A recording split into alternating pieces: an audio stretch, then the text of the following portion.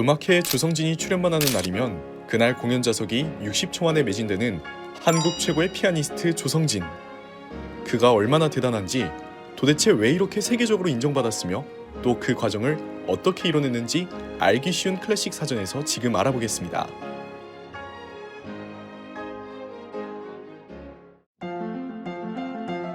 서울에서 태어난 조성진은 94년 5월 28일생이며 올해로 28살이 됩니다. 조성진은 의외로 평범하게 피아노를 시작하게 되는데요.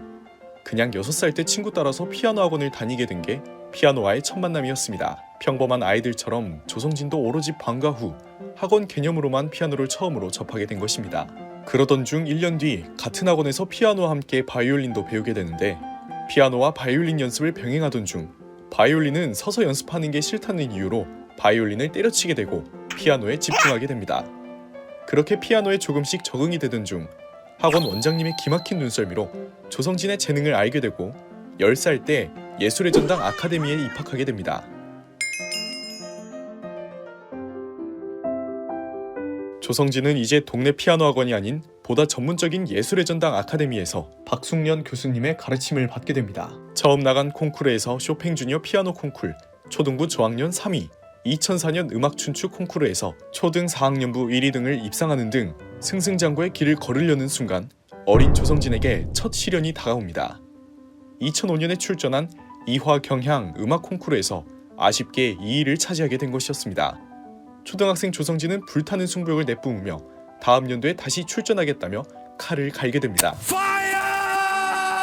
결국 조성진은 그 다음에 같은 콩쿠르에 나가 영광의 1위를 차지하게 됩니다. 이때 조성진은 인터뷰 당시 영원한 1등도 영원한 꼴찌도 없다고 배웠다, 겸손하게 피아노를 공부하겠다라고 인터뷰하여 절대 초딩이 남길 수 없는 명언을 남기게 됩니다. 그렇게 한 단계 성숙해진 조성진은 12살 때 2005년 금호 영재 콘서트에서 생애 첫 독주회를 열게 됩니다. 이때부터 이미 클래식계에서는 12살이라는 나이에 전통 있는 금우영재로 뽑혀 독주회를 열게 되었다며 조성진이라는 피아니스트가 조금씩 세상에 나타나기 시작합니다. 조성진은 음악세계 콩쿠르에서 대상을 차지하며 예술중학교인 예원학교에 입학하게 됩니다.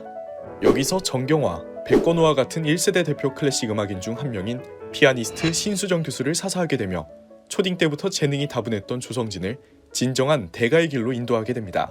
중학생이 되어 처음 출전한 2008년 제6회 모스크바 국제 청소년 쇼팽 피아노 콩쿠르에서 각종 국제대회 4차례나 1위를 차지한 러시아의 피아노 신동으로 불리는 16살 니콜라이 하자인노프와 맞붙게 되는데, 당시 국제대회 생애 처음 나온 14살 조성진에게 밀려 하자인노프는 2위를 차지하고 조성진은 1위와 심사위원상, 오케스트라 협연상을 받고 중1의 나이로 $5,000의 상금을 받고 당당히 한국으로 귀국합니다. 부럽다. 그렇게 1년이 지나 2009년 드디어 일이 터지고야 맙니다. 15살의 나이로 제7회 일본 하마마스 국제 피아노 콩쿠르 아시아인 최초 및 최연소 1위를 차지하며 큰 걸림돌이 될 뻔한 국면제를 중2라는 나이에 해결합니다. 이게 진짜 부럽다. 그러던 중 한국의 대표적인 지휘자 정명훈은 한 시상식에 참가하게 되는데, 거기서 이름 모를 학생이 시상식에서 쇼팽 스케르초 2번을 축하 연주로 연주하는 것을 보게 됩니다. 한 시상식에 참석했는데 어린아이가 피아노를 쳤다. 보통 아이가 아니었다. 내가 메타 앞에서 쳤던 것과 같은 곡을 당시의 나와는 비교되지 않을 만큼 깊이 있게 연주했다. 시상식에서 단 한 번의 연주로 정명훈을 감동시킨 조성진은 그날 바로 서울시립교향악단 최연소 협연자로 선정됩니다. 조성진은 워싱턴 DC에서도 축하 연주를 맡아서 했었는데, 거기서도 세계적인 지휘자 로린 마젤이 우연히 듣게 됩니다. 미래가 밝다, 언젠가 다시 부르겠다라고 말하고 실제로 2개월 후 로린 마젤과 함께 연주를 다니게 됩니다. 이 정도 커리어만 돼도 웬만한 클래식 음악가로서 성공한 음악가지만 아직 끝나지 않았습니다. 이때 조성진은 고등학교도 가지 않았거든요. 2011년 서울예술고등학교에 재학 중이던 조성진은 세계적인 피아노 대학인 찰코스키 국제 콩쿠르에서 피아노 부문 3위를 차지합니다. 당시 2위를 했던 인물은 이미 국제적인 한국의 피아니스트였던 손여름입니다. 최연소 참가자였던 조성진은 찰코스키 국제 콩쿠르에서 손여름에 이은 3위를 차지하며 세계적인 주목을 받게 됩니다.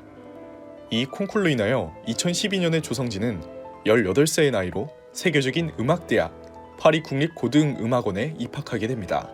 입학 이후에도 2014년 아르투르 루빈스타인 콩쿠르에서도 3위, 실내악 최고 연주상, 주니어 심사위원상을 차지하고 잠시 한국으로 들어와 군 면제였어도 피할 수 없는 논산사주 기초군사훈련을 소화했습니다. 갑자기? 다시 파리 연습실에 도착한 그는 자신의 인생에서 가장 큰 싸움을 준비하게 됩니다. 올림픽과 월드컵은 4년마다 열리는데요. 피아노에도 올림픽, 월드컵만큼 국제적으로 큰 대회가 있습니다. 바로 쇼팽 국제 피아노 콩쿠르인데요. 올림픽과 월드컵보다 주기가 긴 5년마다 열리는 전 세계적인 대회입니다. 피아니스트이자 역대 가장 위대한 피아노곡 작곡가인 쇼팽의 곡으로 세계에서 제일 잘하는 피아니스트들이 다이다이 떠서 피아노 일장을 가리는 국제적인 명성을 가진 최고 짱짱 대회인 것입니다. 이 엄청난 대회에 2015년 열린 쇼팽 국제 피아노 콩쿠르에서 21살의 조성진은 한국인 피아니스트로서 그 누구도 차지하지 못한 쇼팽 국제 피아노 콩쿠르 명예의 1위를 차지하게 됩니다.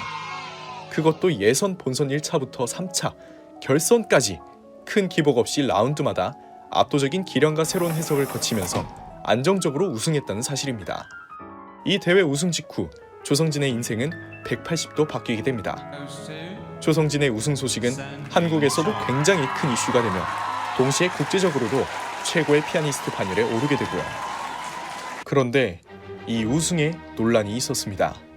심사위원 채점표를 자세히 보니 1차 심사 때는 23점의 합격을 주더니 2차에는 갑자기 14점과 불합격, 결승 때에는 단 1점을 주고 불합격을 준 심사위원이 있었습니다. 누구인가? 바로 프랑스인 지휘자이자 피아니스트인 필립 앙트레몽이었는데요.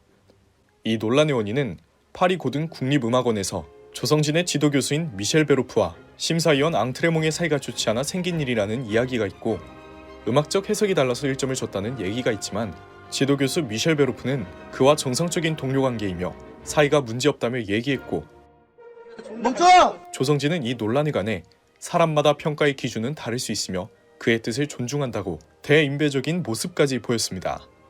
1점을 줬어도 1등을 했다는 게 사실 더 대단해 보입니다. 조성진은 쇼팽 콩쿠르 우승 직후 인터뷰에서 콩쿠르 우승이 기쁜 게 아닌 더 이상 콩쿠르에 출전하지 않아도 된다는 행복이 더 컸다고 합니다.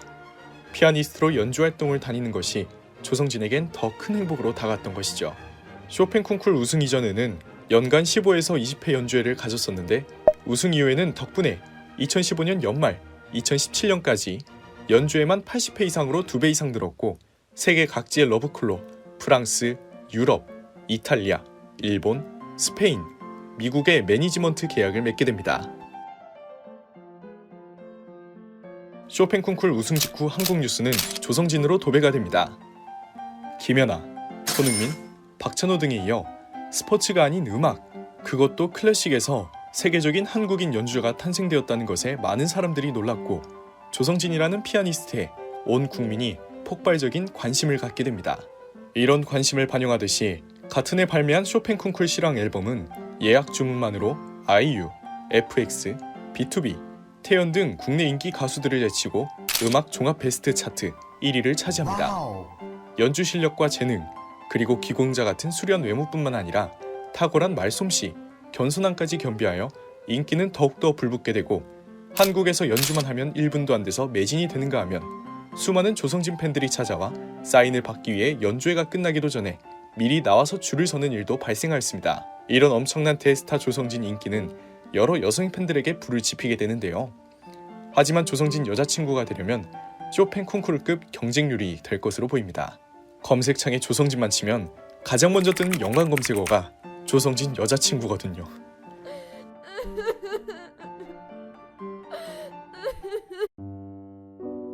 이제 조성진은 마냥 어렸던 한국의 피아니스트 신동 수준이 아닙니다. 조성진은 이제 한국 클래식계를 이끌어가는 아이콘이 되었습니다. 이제는 다 커서 소주도 먹고, 2019년에는 카네기홀 연주와 베를린 필하모닉과의 협연 등 지금 이 시간에도 세계 각지를 돌아다니며 최고의 연주를 들려주고 있습니다. 너무나도 기쁜 소식은 조성진의 나이가 이제 겨우 20대라는 사실입니다.